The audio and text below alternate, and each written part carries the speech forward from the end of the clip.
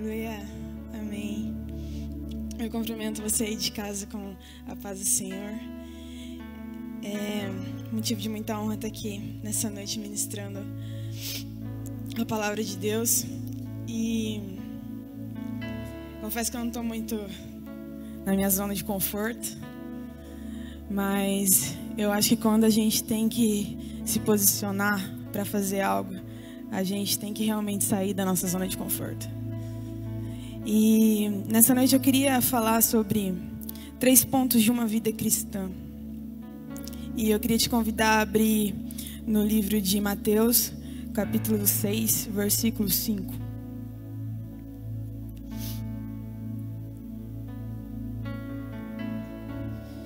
E é onde Jesus nos ensina a oração modelo, que diz assim: e quando orares, não sejas como os hipócritas, pois se comprazem em orar em pé nas sinagogas e às esquinas das ruas, para serem vistos pelos homens.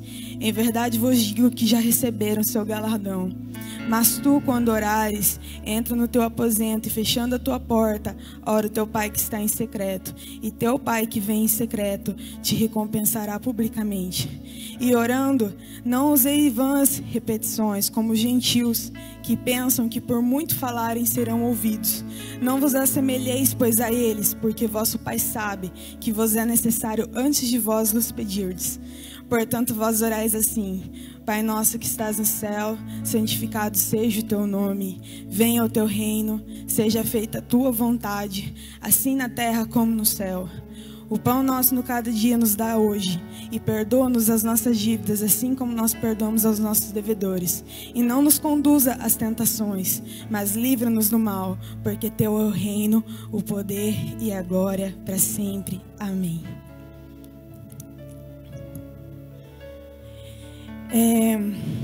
Quando eu comecei a pensar sobre o que eu ia vir trazer nessa noite, eu fui para muitas linhas daquilo que eu já vivi na minha caminhada cristã. E eu vou falar um pouquinho do que Deus tem me ensinado dos últimos dias.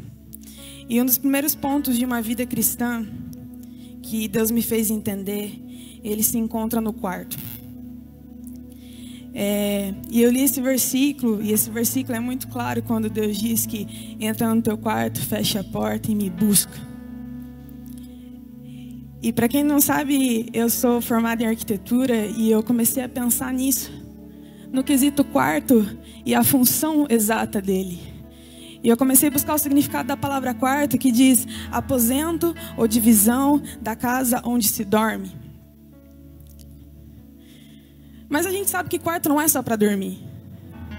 E quando a gente olha para esse versículo que Deus fala para a gente entrar no quarto, Ele nos ensina outras coisas que nós temos que fazer no quarto. E Ele nos ensina que no quarto nós temos que ter privacidade. Ele nos ensina que no quarto nós temos que ter intimidade. Ele nos ensina que no quarto a gente tem que ter relacionamento. Ele nos ensina que a gente precisa ter descanso. E mais do que tudo, Ele nos ensina que a gente precisa orar. A gente precisa buscar. E o mais louco disso é que quando nós estamos no nosso quarto, e Deus nos refere ao quarto como o nosso secreto. E quando nós estamos no nosso quarto, no nosso secreto, nós estamos sós. Nós precisamos estar sós com Deus. E nesse sós, muitas vezes, nós estamos sem máscaras, sem palavras bonitas, sem distrações. Nós estamos literalmente na nossa essência. E é isso que Deus fala nessa palavra. Ele quer que nós entremos no quarto e busquemos Ele com a nossa essência, com aquilo que nós realmente somos.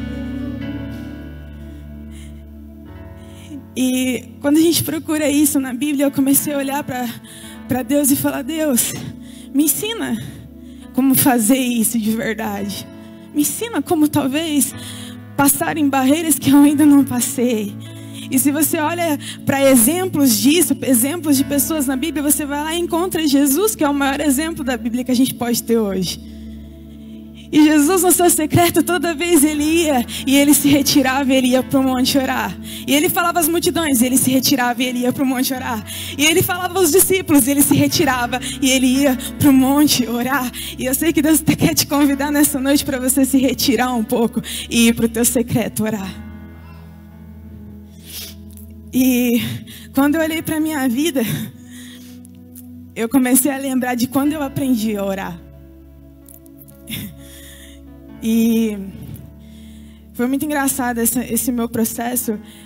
Para quem não sabe, eu sempre cresci na igreja, eu nasci num lar cristão. E a gente, como todo nascido de lar cristão, existe os nossos exemplos desde a caminhada. A gente sabe o que é orar, a gente sabe o que é ler a Bíblia. Ninguém precisa vir de fora e mas vamos orar, vamos. A gente automaticamente já começa a entender o que é isso. Mas no fundo eu não sabia o que era orar. E há 8 anos atrás, quando eu tinha 17 anos, foi quando eu aprendi a orar. E eu comecei a namorar o Robson nesse ano, 8 anos atrás. E ele foi uma das pessoas usadas por Deus para me ensinar a orar. E nessa época eu morava em São Paulo. E o nosso relacionamento era um relacionamento à distância. E era muito engraçado porque a gente só se falava à noite, porque ele trabalhava, eu estudava, e a gente sempre se falava à noite. E a gente contava todo o nosso dia e ficava horas no celular, como todo começo de relacionamento. E sempre no final, o Robson chegava para mim e falava: agora a gente vai orar, tá? E aquilo me parava tudo, é como se nada que a gente tivesse conversado tinha existido, porque quando ele falava a gente vai orar, aquilo me parava. E daí eu falava: tá, pode orar? Dele: não, a gente vai orar. Daí ele falava: eu vou começar a orar e quando eu parar, você vai começar a orar. E ele começava a orar. E eu nem conseguia orar porque eu só ficava pensando: meu Deus, tá chegando a minha hora, eu não sei o que eu vou falar. E ele orava e quando ele parava, eu ficava quieta, porque eu não sabia o que dizer.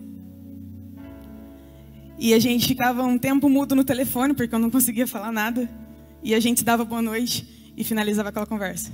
E chegava no dia seguinte, acontecia a mesma coisa. A gente contava nosso dia, chegava no momento: agora a gente vai orar. E ele orava. Quando chegava a minha vez, eu ficava quieta. E por muito tempo, eu achei até que eu ia cansar ele, porque ele sempre ficava: não, você vai orar. E a pouco, ele... chegava a vez dele, ele orava, e quando ele terminava, eu falava: amém. E a pouco ele chegava, ele terminava de orar, e eu falava: Jesus, o Senhor sabe, amém. E a pouco ele terminava, e eu comecei a aprender a orar, e esse foi o meu processo de aprender a orar. E hoje eu sei orar. Então, às vezes você não sabe orar. Às vezes muitas pessoas nunca te ensinaram a orar. Mas quando a gente ora, a gente sai da nossa zona de conforto. A gente precisa sair da nossa zona de conforto. A gente precisa voltar à nossa essência para falar com Deus. A gente precisa voltar às nossas frustrações para falar com Deus. A gente precisa contar do nosso dia e falar com Deus. Deus só quer ouvir a gente falar. É tudo que Ele quer. É tudo que Ele quer, Ele só quer nos ouvir. Ele não quer você fale: Senhor Jesus, Santo, Poderoso. Ele quer tudo isso, mas mais do que isso, Ele quer o que você realmente tem para entregar.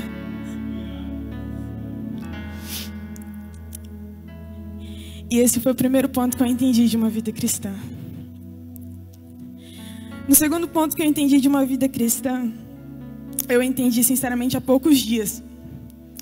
Quando o Lucas e a Natália foram lá em casa. E a gente estava conversando sobre muitas coisas, sobre ministério, sobre chamado, sobre muitas coisas. E eu até contei isso para o Lucas ontem. Que ele foi usado por Deus nesse dia. E a gente estava falando sobre muitas coisas e ele chegou para mim assim e falou: vocês gostam disso aqui, né? E a gente estava tudo na mesa comendo assim: vocês gostam disso aqui, né? E eu fiquei assim: isso aqui o quê? Vocês gostam de mesa, né? E eu não entendi o que ele quis dizer. E passou aquela conversa e só ficou essa frase: Vocês gostam de mesa, né? Vocês gostam de mesa, né? E eu confesso que ontem eu entendi o sentido de mesa. E eu entendi que esse é o segundo ponto de uma vida cristã. Na mesa é onde, na maioria das vezes, a gente se alimenta. É onde a gente tem nossos momentos de união. É onde nós temos nosso momento de comunhão. É onde nós temos nosso momento de alinhamento. E eu procurei na Bíblia uma passagem que falava sobre mesa. E eu encontrei em Mateus 9, capítulo 9, versículo 9.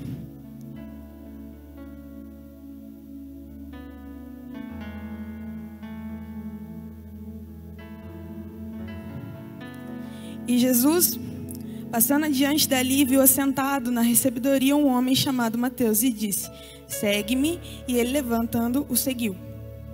E aconteceu que, estando ele à casa, sentado à mesa, chegaram muitos publicanos e pecadores, e sentaram-se juntamente com Jesus e seus discípulos. E os fariseus, vendo isso, disseram aos discípulos: por que come o vosso mestre com os publicanos e pecadores? Jesus, porém, ouvindo, disse-lhes: não necessitam de médicos os sãos, mas sim os doentes. Ide, porém, aprendei o que significa misericórdia quero, e não sacrifício. Porque eu não vim chamar os justos, mas os pecadores ao arrependimento. E quando eu olhei para isso, eu falei: Deus, mas o que tem a ver, né? Eu entendi que tem mesa na passagem, mas... E Deus começou a falar comigo que na mesa a gente não tem só alimento, a gente tem misericórdia. E a misericórdia nesse sentido é que na mesa a gente ama o nosso próximo. Na mesa a gente manifesta o amor de Deus a outras pessoas. Na mesa a gente serve a outras pessoas. E deixa eu te falar o que significa mesa em sentido geral a uma igreja. A mesa é a tua célula.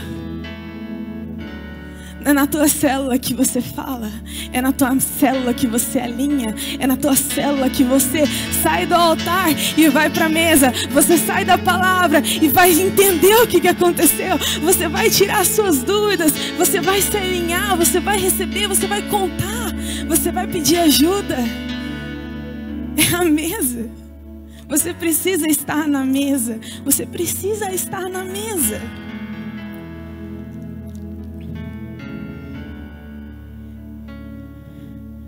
E é muito engraçado porque eu nunca tinha parado para pensar nisso. E quando o Lucas falou isso, vocês gostam de mesa, né? É como se aquilo, eu pratiquei isso a minha vida toda e eu nunca entendi que isso era um ministério. Eu nunca entendi que isso era algo a se fazer por Deus. Eu nunca entendi que isso era algo que Ele queria que eu fizesse. E eu nunca entendi que eu amava tanto isso. Ele me fez amar a mesa. Ele me fez amar e contar e sentar com pessoas e falar de Jesus. Ele me fez amar, sentar e falar das coisas que me afligem com outras pessoas. Ele me fez amar, sentar e contar daquilo que eu preciso expor para alguém. E Deus nos tira dos quartos e Ele nos leva à mesa. Deus nos tira do altar e Ele nos leva à mesa. E Deus também quer te convidar você a ir para a mesa. Às vezes você precisa ir para a mesa com a sua família. Às vezes você precisa ir para a mesa com seus amigos.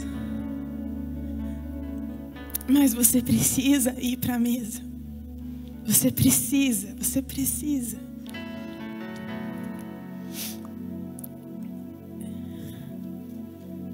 E o último ponto que eu entendi de uma vida cristã é o altar. A gente sai do quarto, a gente sai da mesa e a gente vem para o altar. E quando eu comecei a entender e eu comecei a me aprofundar sobre o que era altar, eu falei: Deus, altar é púlpito, altar é o altar da igreja, mas não é só isso. E eu comecei a pesquisar sobre altares na Bíblia. E eu olhei para Gênesis, e Gênesis é um livro completo de altares.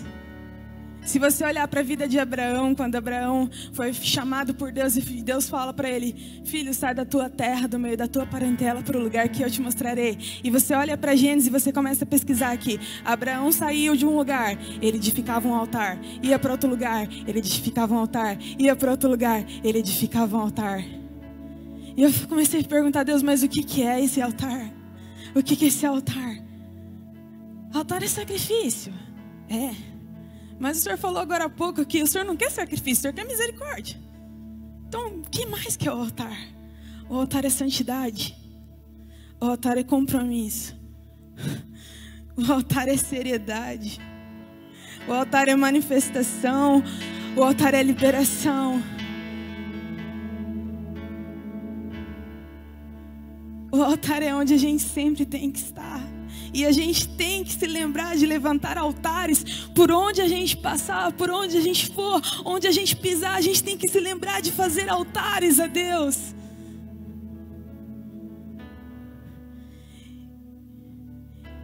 E nessa noite eu queria te perguntar: que tipo de altares você tem construídos? E se você tem construído altares por onde você passa? E nesses altares, o que você tem ofertado? O que você tem entregado? Deus sonda corações aqui nessa noite. Não só nessa noite, porque Ele sonda corações em busca de verdadeiros adoradores constantemente.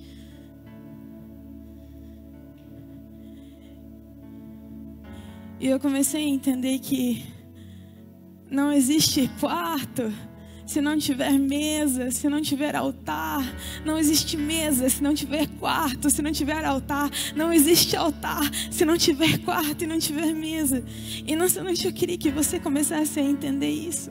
Você precisa ir para o teu quarto orar. Você precisa ir para a tua mesa se alinhar, se alimentar. E você precisa vir ao altar manifestar aquilo que Deus te entregou. Deus te convida a isso nessa noite. Deus te convida a isso nessa noite. Eu sou uma pessoa que eu falo muito sobre chamado, eu falo muito sobre propósito. Eu amo isso, eu amo isso, eu amo ministério, eu amo estar aqui. E Deus a cada dia tem me ensinado que ministério não é simplesmente aquilo que você tem como um dom. Ministério é aquilo que você diz: eis-me aqui. Ministério é aquilo que você se dispõe a fazer. É aquilo que você se dispõe a entregar.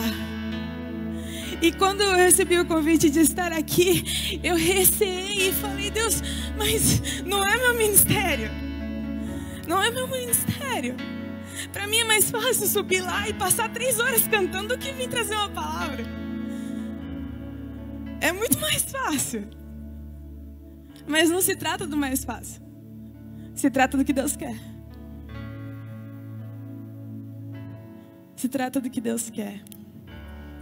E eu não tenho uma palavra de 3 horas aqui para entregar. Eu só tenho 3 pontos de uma vida cristã que eu aprendi e queria compartilhar com vocês. E eu queria chamar o ministério para subir.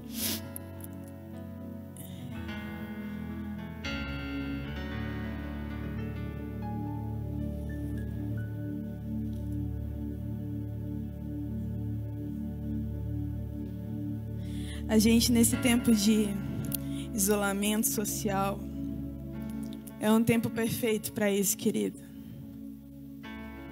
É o tempo perfeito para você adentrar seu quarto e buscar aquele que te chamou primeiro, te amou primeiro e te chama constantemente. Esse é o tempo perfeito para você sentar à mesa. Sentar à mesa. Esse é o tempo perfeito para você construir altares. A sua casa precisa ser um altar. A sua casa precisa ser santificada. A tua casa precisa ser alinhada. A tua casa precisa ser uma manifestação da presença de Deus. Você precisa ser uma manifestação da presença de Deus. E uma coisa que eu sempre peço a Deus é: Deus, que eu não precise abrir a minha boca para a tua presença ser manifestada. Que eu não precisa dizer nada para a tua presença ser manifestada. porque a tua presença habita em mim. Que a tua presença vem e purifica e limpa e transforma e cura. E nessa noite eu profetizo sobre você, sobre todos que estão aqui, sobre vocês de casa.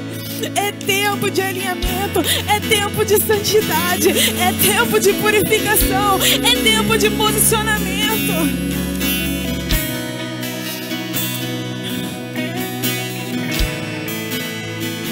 Deus te chama nessa noite, querido. Deus te chama para você entrar em níveis mais profundos, em níveis mais profundos. Ele fala, Ele te chama para você não ficar no raso nessa noite.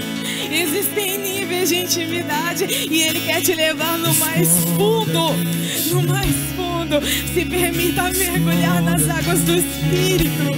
Se permita mergulhar na presença do Pai.